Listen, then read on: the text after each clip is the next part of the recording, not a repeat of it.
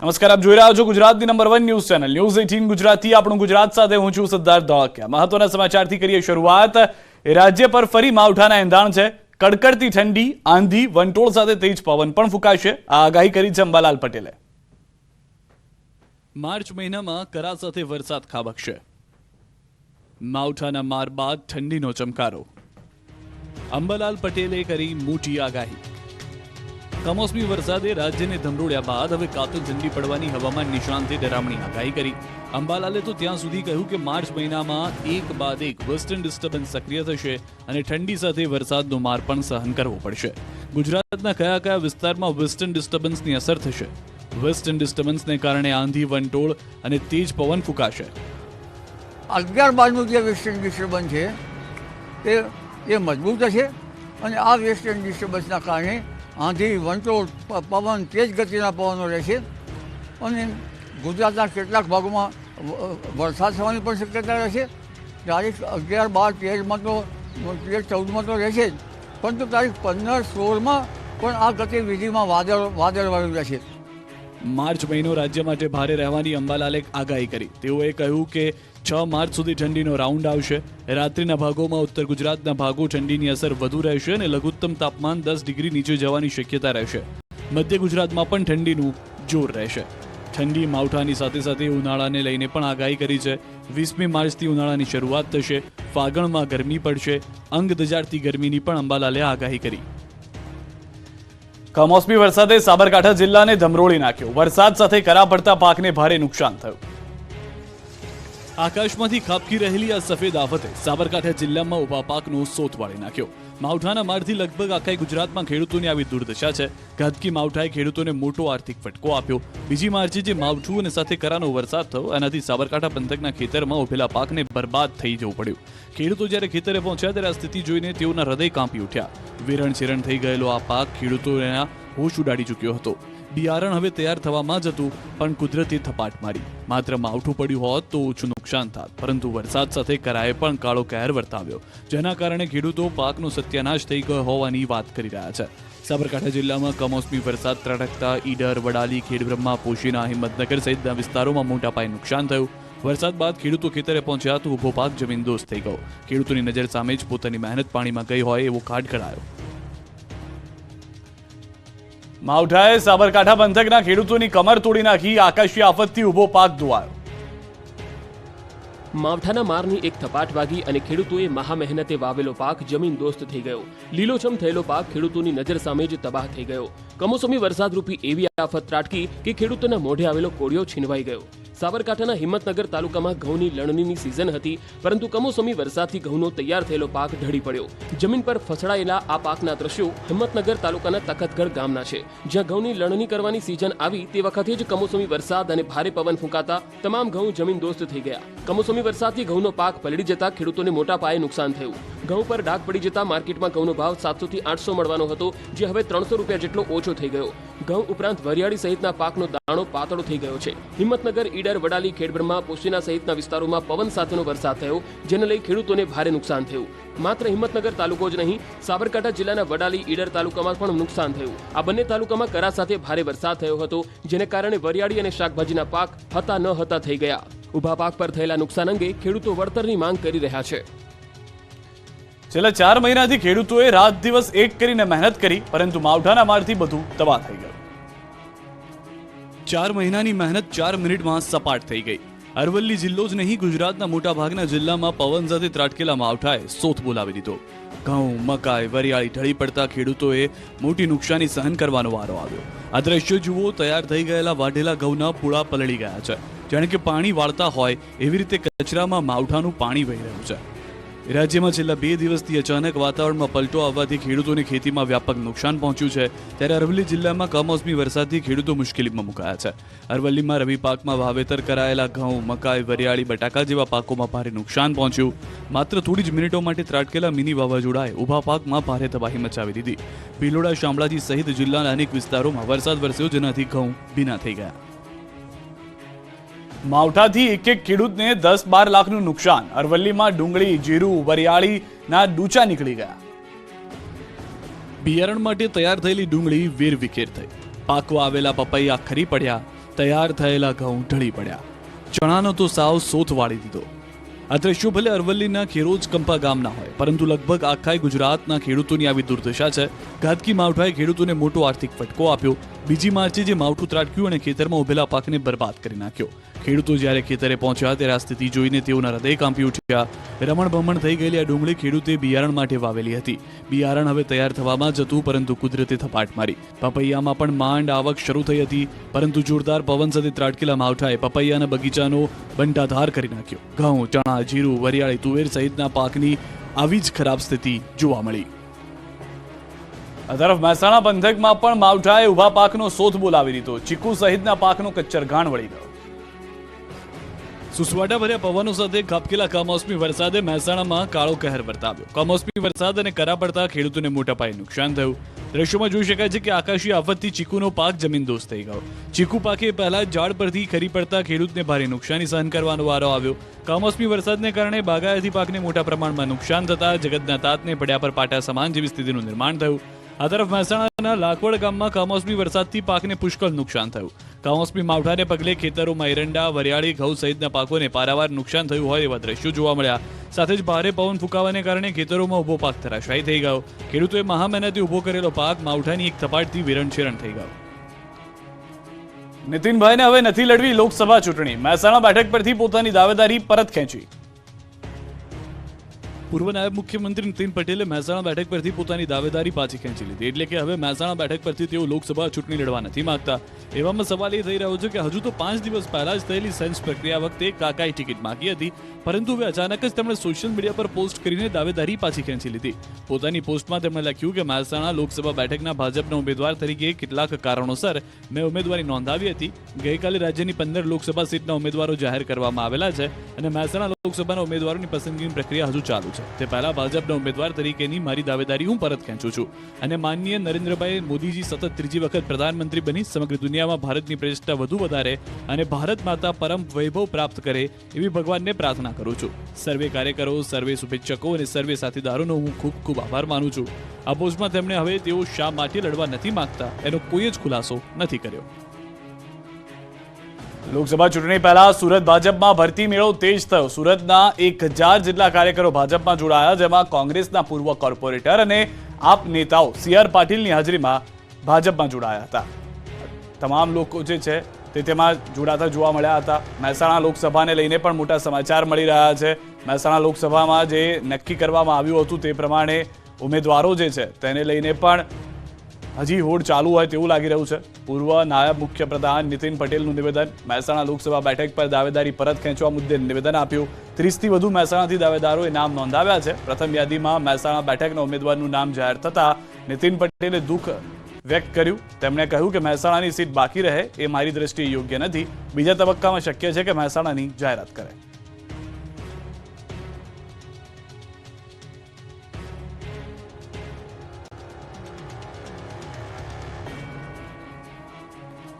લોકસભા ચૂંટણી પહેલા ગુજરાત કોંગ્રેસને લાગી શકે છે વધુ એક ઝટકો. લોકસભાની ચૂંટણી પહેલા અમરેલીના રાજકારણમાં નવા જૂનીના એંધાણ છે. રાજુલાના પૂર્વ ધારાસભ્ય અમરીશ ડેર કોંગ્રેસને રામ રામ કહીને ભાજપમાં ભળવાની અટકળો તેજ બની છે. લાંબા સમયથી ડેરના ભાજપમાં જોડાવાની અટકળો ચાલી રહી છે. આ અંગે 1-2 દિવસમાં કોઈ સમાચાર મળી શકે તેમ છે. એવી પણ ચર્ચા છે કે ડેરને ભાજપમાં મહત્વની જવાબદારી પણ મળી શકે છે. જોકે આ ચર્ચાઓ પાછળ પણ રાજકીય ગણિત છે, જે અંતર્ગત અમરીશ ડેરને રાજુલાથી ટિકિટની બાહેધરી બાદ ડેર કોઈ નિર્ણય કરે તેવી શક્યતા છે. એવી ચર્ચાઓ છે કે હીરા સોલંકીને ભાવનગરને થી લોકસભા ચૂંટણી લડાવાય તો રાજુલાની બેઠક ખાલી પડે અને રાજુલાની બેઠક પરથી અમરીશ ડેરને ઉતારવાની રણનીતિ બનાવાઈ રહી છે. ભાજપે ગુજરાતની પ્રથમ યાદીમાં 15ની જાહેરાત કર્યા બાદ ઉમેદવારો ઉત્સાહમાં, સમર્થકોએ પણ કરી ઉજવણી. લોકસભા ચૂંટણીમાં ભાજપે ટિકિટ આપ્યા બાદ ઉમેદવારો સહિત સમર્થકો પણ ગેલમાં આવી ગયા. બનાસકાંઠામાં ડોક્ટર રેખા ચૌધરીને ઉમેદવાર જાહેર કરાતા લોકોમાં ઉત્સાહનો માહોલ જોવા મળ્યો. ભાજપના ઉમેદવારને વિજય બનાવવા થરાદમાં ફટાકડા ફોડી મહિલા કાર્યકર્તાએ ઉજવણી કરી. સાથે જ એકબીજાનું મોઢું પણ મીઠું કરાવ્યું. પોતાનું નામ જાહેર થયા બાદ રેખાબેન અંબાજી પહોંચીને માં અંબાના ચરણોમાં શીશ ઝુકાવ્યું. ત્યારબાદ ગલબાભાઈ પટેલની પ્રતિમાને પુષ્પાંજલિ આપીને આજથી જ પ્રચારની શરૂઆત કરી. તેઓએ કહ્યું, મહિલા તરીકે મારા ઉપર જે વિશ્વાસ મૂકી ભરોસો મૂક્યો છે તે ભરોસાને કાયમ રાખીશ અને બનાસકાંઠા સીટ ઉપરથી વિજેતા બનીશ. આ તરફ પાટણમાં ભરતસિંહ ડાભીને રિપીટ કરાતા કાર્યક્રમમાં ઉત્સાહ જોવા મળ્યો. પાટણ લોકસભા ઉમેદવાર ભરતસિંહ ડાભીએ પ્રતિક્રિયા આપતા દાવો કર્યો કે આ વખતે 5 થી 7 લાખ મતથી જીતશે. ખેડા લોકસભા બેઠક પરથી ભાજપે સતત ચોથી વખત કેન્દ્રીય મંત્રી દેવસિંહ ચૌહાણ પર પસંદગી ઉતારી છે. ભાજપે જાહેર કરેલા ઉમેદવારોની યાદીમાં દેવસિંહ ચૌહાણના નામની સત્તાવાર જાહેરાત થતા તેમના ટેકેદારોમાં ખુશીનો માહોલ છવાઈ ગયો. નડિયાદમાં કાર્યકરોએ ફટાકડા ફોડી ઉજવણી કરી. ભરૂચ લોકસભામાં મનસુખ વસાવા રિપીટ થતા કાર્યકરોમાં ભારે ઉત્સાહ. મીઠાઈ વહેંચી ઉજવણી કરી.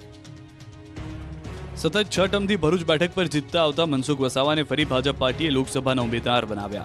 7મી વાર ટિકિટ મળતા મનસુખ વસાવા સહિત કાર્યકર્તાઓએ ભવ્ય ઉજવણી કરી. સાથે જ 5 લાખની જંગી લીડથી જીતવાનો વિશ્વાસ વ્યક્ત કર્યો. સાથે જ તેઓની પત્નીએ પણ મનસુખ વસાવા ભવ્ય જીત હાંસલ કરશે તેવી આશા વ્યક્ત કરી.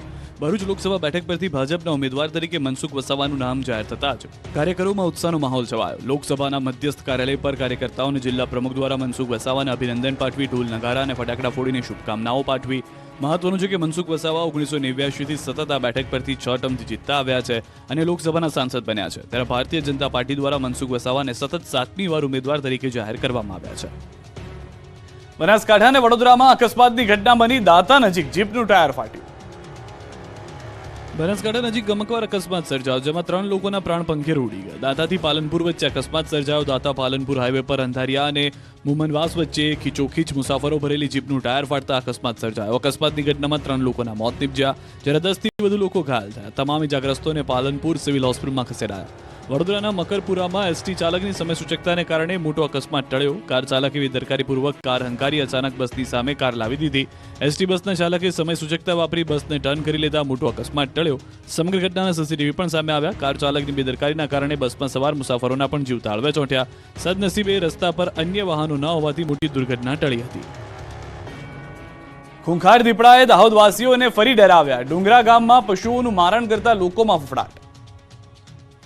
દાહોદના સંજેલી પંથકમાં દીપડાનો આતંક યથાવત છે. દીપડાએ ડુંગરા ગામમાં મૂંગા પશુઓનો શિકાર કરતા ગામ લોકો ફફડી ઉઠ્યા. ડુંગરા ગામે દીપડાએ મકાનના ઢાળિયામાં બાંધેલા 5 બકરાઓનું મારણ કર્યું હતું. છેલ્લા કેટલાક સમયથી સંજેલી પંથકમાં દીપડાએ ધામા નાખ્યા છે. દીપડો દેખા દેતા લોકોમાં ભયનો માહોલ હતો, પરંતુ આ વખતે તો લોકોના ઘર સુધી પહોંચીને દીપડાએ પશુનું મારણ કરતા ગામ લોકો ભયભીત બન્યા. માત્ર સંજેલી જ નહીં, અગાઉ પીછોડા વિસ્તારમાં પણ દીપડો દેખાયો હતો. આ ઉપરાંત ડુંગરા, કાકરેલી, ભામણના વિસ્તારોમાં ડરામણા દીપડાએ દહેશત ફેલાવી છે. વારંવાર દીપડાના આંટાફેરાથી ડરી ગયેલા લોકોએ વન વિભાગને રજૂઆત કરી હતી. ત્યારબાદ વન વિભાગની ટીમ હરકતમાં આવી અને દીપડાને પકડવા પાંજરું મુકાયું, પરંતુ દીપડો ફરી ગામમાં ત્રાટક્યો અને 5 બકરાનું મારણ કરી દીધું. આ ઘટના બાદ વન વિભાગે ફરી પાંજરું મૂકી દીપડાને પકડવા કવાયત હાથ ધરી છે. મહત્વનું છે કે અગાઉ પણ આ જ વિસ્તારમાં દીપડાએ 30 પશુઓનું મારણ કર્યું હતું.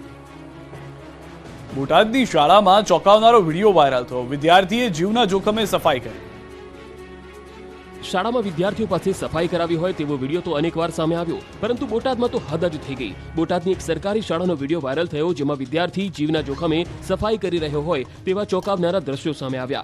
વિડીયોમાં જોઈ શકાય છે કે સીડી મૂકીને વિદ્યાર્થી શાળામાં લગાવેલા પતરાના શેડ પર ચડ્યો છે અને પાણીથી સાફ કરી રહ્યો છે. આ વિદ્યાર્થી જે શેડ પર સાફ સફાઈ કરી રહ્યો હતો તેની ઊંચાઈ એટલી હતી કે જો વિદ્યાર્થી ત્યાંથી પડે તો તેના જીવને પણ જોખમ સર્જાઈ શકે. આ વિડીયો જોઈને એ ચર્ચાએ જોર પકડ્યું છે કે શાળામાં વિદ્યાર્થીઓને અભ્યાસ માટે મોકલવામાં આવે છે કે પછી કામ કરાવવા. સામે આવેલો વિડીયો કેટલાક દિવસ જૂનો હોવાનું અનુમાન છે. જો કે ન્યૂઝ 18 ગુજરાતી આ વિડીયોની પુષ્ટિ કરતું નથી. વડોદરામાં સિનિયર સિટીઝનને ટાર્ગેટ કરી મોબાઈલ પડાવી લેતો ચોર સીસીટીવીમાં કેદ. પોલીસે ગણતરીની કલાકોમાં ઝડપી પાડ્યો. વડોદરા શહેરમાં સિનિયર સિટીઝનોને લૂંટતી ગેંગે તરખાટ મચાવ્યો છે. સિનિયર સિટીઝનને ટાર્ગેટ કરી મોબાઈલ પડાવી ફરાર થનાર આરોપી સીસીટીવીમાં કેદ થયો છે. સીસીટીવી ફૂટેજની મદદથી ગોરવા પોલીસે ગણતરીની કલાકોમાં ઝડપી પાડ્યો છે. મુદ્દામાલ સાથે આરોપીને જપ્ત કરી વધુ કાર્યવાહી હાથ ધરી છે. ગોરવા પોલીસ મથકમાં ગઈકાલે મોબાઈલ ચોરી અંગેનો ગુનો નોંધાયો હતો, જેમાં સિનિયર સિટીઝનને ટાર્ગેટ કરી તેઓના મોબાઈલ ફોન ઝૂંટવી કોઈ અજાણ્યો શખ્સ ચોરી કરી ફરાર થઈ ગયો હોવાનું તપાસમાં સામે આવ્યું હતું. આ શખ્સને શોધવા પોલીસની અલગ અલગ ટીમ બનાવી હતી. સીસીટીવી ફૂટેજ અને હ્યુમન સોર્સના આધારે પોલીસે આરોપીને મોબાઈલ ફોન સહિત પકડી પાડ્યો. વિધર્મી તાંત્રિકે જીન કાઢવાના નામે શિક્ષકાને નિર્વસ્ત્ર કરી. બારડોલીમાં આ શરમજનક ઘટના બની. સુરતના બારડોલીમાં એક શિક્ષિકા સાથે શરમજનક ઘટના બની. વિધર્મી તાંત્રિકે મહિલાને તાંત્રિક વિધિના જાળમાં ફસાવી બાદમાં તાંત્રિક વિધિના નામે તેને નિર્વસ્ત્ર કરી દુષ્કર્મ પ્રયાસ કરાયો. જો કે વિકૃત તાંત્રિક તેનો બદ ઇરાદો પાર પાડી તે પહેલા જ થઈ ગયો ભાંડાફોડ.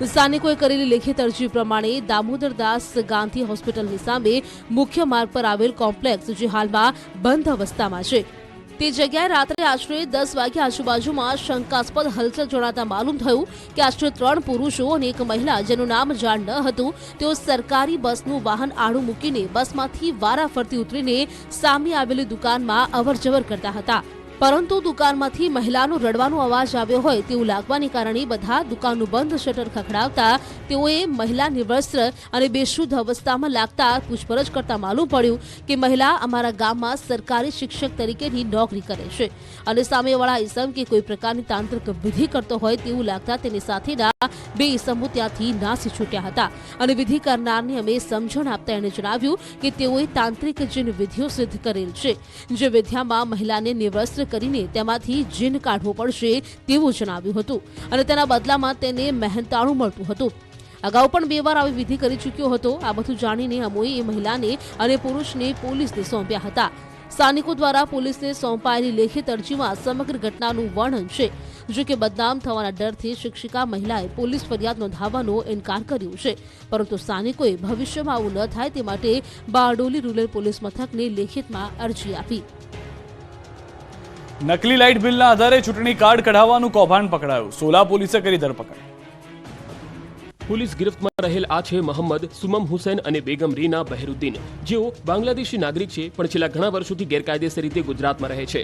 હવે બંને લોકો ભારતીય નાગરિકતા મેળવવા માટે આખો કારસો રચી લીધો અને કેટલાક ખોટા દસ્તાવેજ બનાવી લીધા. ખોટા દસ્તાવેજના આધારે ઓનલાઈન પ્રોસેસ કરી ચૂંટણી કાર્ડ બનાવવા માટે અરજી કરી હતી, જેમાં સરકારી અધિકારીએ દસ્તાવેજની એન્ટ્રી કરતા દસ્તાવેજ ખોટા જણાઈ આવતા તેમની આ પોલ ખુલ્લી પડી ગઈ.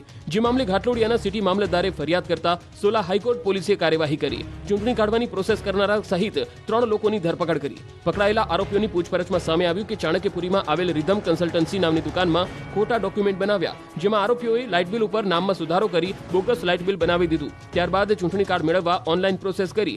જો કે ઘાટલોડિયાના સિટી મામલતદારે ધ્યાન પર આવતા જ પોલીસને જાણ કરી અને પોલીસ તપાસમાં ખોટા ડોક્યુમેન્ટના આધારે ચૂંટણી કાર્ડ કઢાવવાનું રેકેટ સામે આવ્યું. સિનિયર સિટીઝન માટે ચેતવણીરૂપ કિસ્સો. એટીએમ કાર્ડ બદલીને છેતરપિંડી આચરતી ગેંગ પકડાઈ. એટીએમ કાર્ડની અદલાબદલી કરીને લાખોની ઠગાઈ કરનારી ગેંગ પોલીસ સકંજામાં આવી. સિનિયર સિટીઝનને વિશ્વાસમાં લઈને એટીએમ કાર્ડની અદલાબદલી કરી લાખોની છેતરપિંડી આચરતી ગેંગના 4 આરોપીઓને ખોખરા પોલીસે પકડી લીધા. આરોપીઓ દિલ્હી, ચંદીગઢ, હરિયાણા, પંજાબ અને અમદાવાદમાં અલગ અલગ જગ્યાએ અનેક ગુનાને અંજામ આપ્યો હતો. ખોખરા પોલીસે સન્ની સાંસી, સોનુ સાંસી, મનીષ સાંસી અને કમલસિંહ કુશવા નામના 4 આરોપીની ધરપકડ કરી છે અને અલગ અલગ બેંકના 52 એટીએમ કાર્ડ, પૈસા સ્વાઇપ કરવાના 2 મશીન, 5 મોબાઈલ સહિત રૂપિયાના 33,000 રોકડા કબજે કર્યા છે. આરોપીઓ કોઈપણ એટીએમ સેન્ટરની બહાર વોચ રાખીને બેસતા અને સિનિયર સિટીઝન જ્યારે પૈસા ઉપાડવા આવે ત્યારે તેની મદદ કરવાના બહાને વિશ્વાસમાં લઈ તેનું એટીએમ કાર્ડ બદલી દેતા અને પિન નંબર મેળવી લેતા. બાદમાં એટીએમ કાર્ડનો ઉપયોગ કરી કેટલાક રૂપિયા પોતે ઉપાડી લેતા અને બીજા રૂપિયા સ્વાઇપ મશીન દ્વારા અન્ય બેંક એકાઉન્ટમાં ટ્રાન્સફર કરી લેતા. છેલ્લા 1.5 થી 2 મહિનામાં આરોપીઓ 21 જેટલા ગુનાને અંજામ આપ્યો. આરોપીઓએ ખોખરા વિસ્તારમાં એક સિનિયર સિટીઝન પાસેથી કાર્ડ ચેન્જ કરીને તેમના એકાઉન્ટમાંથી રૂપિયા 1,11,000 ઉપાડી લીધા. જે અંગે ખોખરા પોલીસ સ્ટેશનમાં ગુનો દાખલ થતા પોલીસે લગભગ 90 થી વધારે સીસીટીવી તપાસીને આરોપીઓને ઝડપી લીધા છે.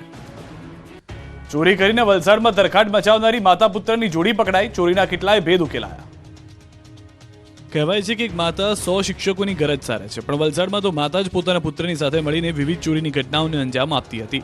છેલ્લા ઘણા સમયથી આ માતા પુત્ર દ્વારા આ વિસ્તારમાં અવારનવાર ચોરી કરવામાં આવતી, ત્યારે આખરે આ ચોર ટોળકીને પકડવામાં પોલીસને સફળતા હાથ લાગી. અગાઉ પણ આરોપી પુત્ર વિરુદ્ધ મહારાષ્ટ્રમાં 17 થી વધુ ગુના નોંધાઈ ચૂક્યા છે, ત્યારે હાલ આ મામલે પોલીસે બંને આરોપીની ધરપકડ કરી કાયદેસરની કાર્યવાહી હાથ ધરી છે. વલસાડ જિલ્લામાં ચોરી કરી અને પોલીસને દોડતી કરનાર માતા પુત્રની જોડી આખરે પોલીસ પકડમાં આવી. ગુનાઓની દુનિયામાં કુખ્યાત આ માતા પુત્રની ધરપકડ સાથે ચોરીના ગુનાઓનો ભેદ ઉકેલવામાં પોલીસને સફળતા મળી. વલસાડ જિલ્લાના પારડી પોલીસ સ્ટેશનમાં નીચી નજરે ઉભેલા આ મહિલા અને યુવક ગુનાઓની દુનિયામાં કુખ્યાત છે. વલસાડના પારડી પોલીસ સ્ટેશનની હદમાં કિકરલ ગામે એક ચોરીનો બનાવ બન્યો. ઘરમાંથી 2 લાખ રૂપિયાના માલમત્તાની ચોરી થઈ. આ મામલે વલસાડ પોલીસ ઘણા સમયથી આ ચોરીનો ભેદ ઉકેલવામાં મથામણ કરી રહી હતી, ત્યારે આખરે વલસાડ પોલીસે મોગરાવાડી વિસ્તારમાંથી બંનેને ઝડપી લીધા. રૂપિયા માટે મિત્રએ જ મિત્રની મોતને ઘાટ ઉતારી દીધો. વડોદરામાં સનસનીખેજ ઘટના. ઉધાર આપેલા પૈસા પરત માંગતા મિત્રની મિત્રએ હત્યા કરી નાખતા ખળભળાટ મચી ગયો. શહેરના હાથીખાના સ્થિત રહેતા મોહમ્મદ હનીફ શેખે પોતાના મિત્ર મોહમ્મદ ઝાકિર નિઝામુદ્દીન શેખને 50,000 ઉછીના આપ્યા હતા. મોહમ્મદ હનીફ શેખ પૈસા પરત માંગતા હતા. પૈસા ન આપવા પડે તે માટે મોહમ્મદ શેખે પુત્ર હુસૈન સાથે મળી મિત્રની હત્યા કરવાનો પ્લાન ઘડ્યો હતો. પ્લાન મુજબ મોહમ્મદ ઝાકિરે મિત્રને રૂપિયા આપવાના બહાને બોલાવી બોલાચાલી કરી અને ગળાના ભાગે ઘા ઝીંકી મોતને ઘાટ ઉતારી દીધો. પોલીસને મૃતદેહ મળી આવતા તપાસ કરતા હત્યાનો મામલો સામે આવ્યો. પોલીસે આરોપીની પૂછપરછ કરતા આરોપી અને મૃતક બંને મિત્ર હોવાનું તપાસમાં સામે આવ્યું છે. હત્યા બાદ આરોપી મોહમ્મદ ઝાકિર અને તેના પુત્રએ હનીફ શેખના હાથમાં રહેલી સોનાની 3 વીંટીઓ તથા ચેનની લૂંટ કરી હોવાનું તપાસમાં સામે આવ્યું છે. અમદાવાદના 130 વર્ષ જૂના બ્રિજને અમેરિકા લંડન જેવો ચકાચક બનાવાશે.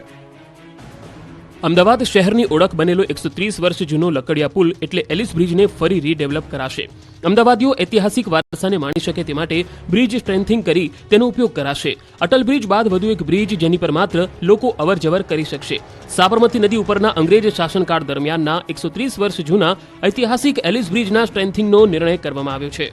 સાબરમતી નદી પરનો સર્વપ્રથમ અંગ્રેજ શાસનકાળ દરમિયાન 1892માં એટલે કે 130 વર્ષ પહેલા માત્ર 4 લાખ રૂપિયામાં બનેલા સ્ટીલ સ્ટ્રક્ચરનો હેરિટેજ બ્રિજ એક નવી ઓળખ બનશે. આ બ્રિજ હાલમાં હેરિટેજ મોન્યુમેન્ટમાં સમાવિષ્ટ છે.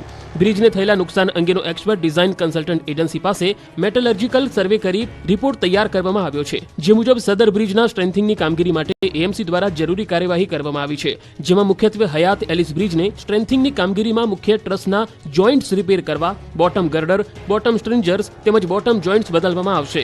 નવી બેરિંગ ઇન્સ્ટોલ કરવામાં આવશે. કમ્પોઝિટ પિયર સ્ટ્રક્ચર વચ્ચેના લેસિંગ અને બ્રેસિંગ જરૂર મુજબ બદલવામાં આવશે. આનંદ રાધિકાના પ્રી વેડિંગનો ડ્રોન નજારો સામે આવ્યો તો વનતારાની થીમમાં દેખાયા મહેમાનો. અનંત અને રાધિકાના પ્રી વેડિંગ સેરેમનીની જામનગરમાં ધામધૂમથી ઉજવણી થઈ રહી છે.